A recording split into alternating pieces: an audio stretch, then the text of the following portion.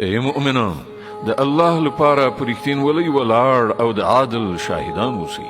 د کومې ډلې دښمني د تاسې دومره راونه پاروي چې له عدالت نه واوړئ. عدالت وکړئ. دا د خدای ویریدنې سره نږدې اړیکه لري. د الله له ویرې سره کار کوئ. هر څه چې تاسې کوئ الله پرې پوره خبر دی.